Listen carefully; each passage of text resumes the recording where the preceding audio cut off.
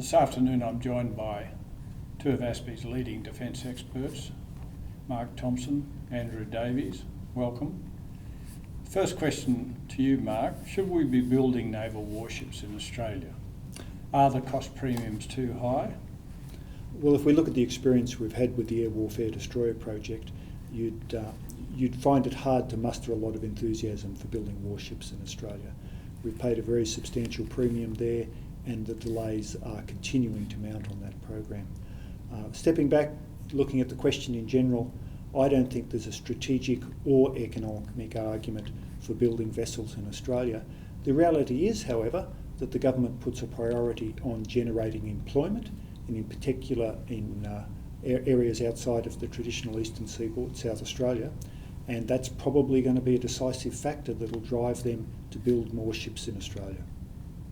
And Andrew, do you think strategic policy considerations other than the budget should come into play in determining these kind of decisions? Well, I think the maritime domain is going to be strategically critical in the 21st century, especially in the Western Pacific, where our American allies are having their naval power challenged quite dramatically by the rise of China, and we're seeing tensions in the East China and South China Seas at the moment. So Australia's ability to contribute to alliance sea power is very important. The question is, what's the most effective way to do that? And is committing to building surface ships, which themselves are a technology that's coming under challenge, whether that's the right way to go about it.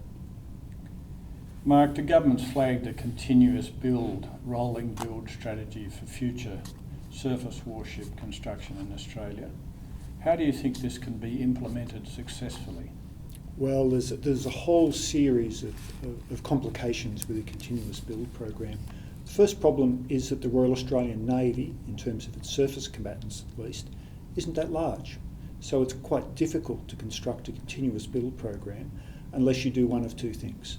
You expand the size of the fleet by adding, say, 3 or 4 more frigates, or you reduce the life of type of the frigates you build and replace them more often. Either way you go, it's going to cost a lot of additional money to set up the continuous build program. The second problem you have, once you've set up a continuous build program, is that you have a monopoly supplier. Somebody who's assured of future work, doesn't have to compete, doesn't have to look over their shoulder to see what their competitors are doing, and what you end up with is a sort of sorry situation we've seen with the Air Warfare Destroyer project, where we've had, in effect, a government-owned shipyard delivering the sort of old-time government shipyard productivity that we saw back in the 1960s and 70s. Andrew, 20 years ago we built 10 Anzac frigates at Williamstown very successfully, on budget, on time. So what went wrong with the Air Warfare Destroyer program? I think a number of things have gone wrong, and one of them is actually a good argument for a rolling production model.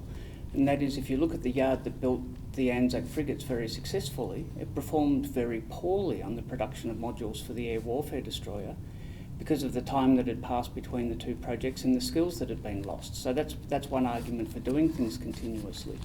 We then compounded that problem by the way in which the project was put together, both in terms of the alliance structure and the underestimation we did of the difficulties of dealing with a supplier that hadn't exported a design for production elsewhere before. Mark, should the government privatise ASC if indeed it is going to build the future frigates in Australia? Well, I think the first point to note is that the government didn't find itself owning ASC because it woke up one morning and said, we want to be in the business of shipbuilding. It was really a consequence of the turmoil following the conclusion of the Collins project that saw them as owners of ASC.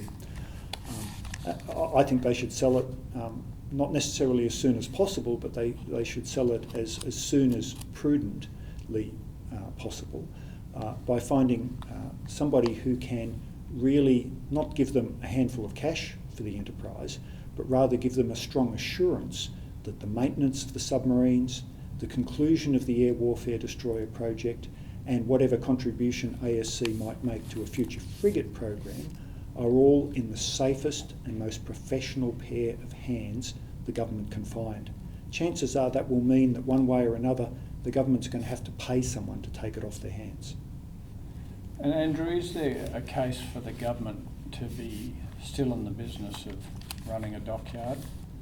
After all, previous governments, the Hawke-Keating government, decided to get out of the business altogether. Is there a case for retaining ownership under any circumstances for future naval construction? Well, I think the case for government ownership of shipyards is a weak one, with the big caveat that one way or another the government carries the risk. As the sole customer of a naval shipyard, the government ultimately carries the risk, and how it manages a private sector company building ships for it will be absolutely critical in order to get some of the advantages that the private sector brings with it.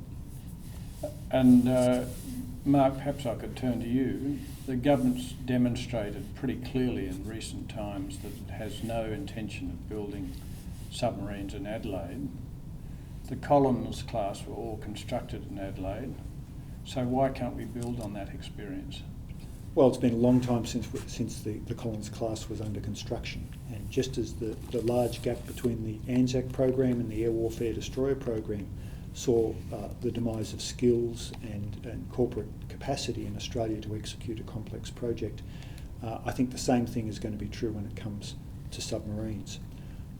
To the extent that we can find an overseas supplier who's able to harness their existing production line with their existing skills and existing high productivity levels, by doing so we're going to retire risk and reduce cost and get vessels for the Navy more quickly than would otherwise be the case. And Andrew, do you think the government should preferably deal with a single prime contractor rather than the alliance model that they adopted for the air warfare destroyers? Is that a better way of going about it? Well, if the government sells ASC, almost by definition they're going to be dealing with a major prime contractor, and that is whichever company takes over the running of ASC. I think it's fair to say though that the alliance structure for the AWD revealed severe limitations with the alliance that was put in place for that project, not intrinsic problems with alliance frameworks. There's several big question marks over the alliance with the AWD, not least of which is why is the ship's designer not a member of the alliance? Absolutely. And finally, for you, Mark, what do you think is the best model for managing a major naval warship building contract when indeed you're dealing with a monopoly supplier? Well, it's a difficult problem. When you've got a monopoly supplier, the crucial question is how you determine the cost. And the supplier in a monopoly arrangement is always going to have the latitude to push the cost up and either extract an extraordinary profit out of the enterprise, or rather, more likely, because you can monitor profits, what they'll do is they'll simply have a very elaborate and costly enterprise that will deliver you vessels, but it'll deliver them at a cost well above what the international market would deliver. Now, there's all sorts of ways you can try and regulate that. You can have incentives, you can have sanctions, you can do a whole range of things. But there's one thing that, above and beyond all else, will motivate a private sector supplier to do a good job, and that's the threat of losing work, of not being able to continue. Now, at this point in time, in the year 2015, people are talking about a continuous build program. If we commit at this point in time to a continuous build program, we'll be creating a monopoly shipbuilder that will no doubt become fat, dumb and happy and rot the taxpayer for years to come. The alternative is to begin a shipbuilding program on a schedule consistent with a continuous build program and tell the shipbuilder, we're going to watch your performance. If you do a great job on replacing the Anzacs, the first 8 vessels, well, there's more work for you. And this can turn into a continuous build program. But before we make that commitment, we want to see the first 4 or the first 6 vessels delivered at an international rate of productivity. By doing that, you've kept the option open for continuous build and all the benefits that has, but you've provided a strong incentive for the private sector supplier to sharpen their pencil and do their very best to deliver value for money.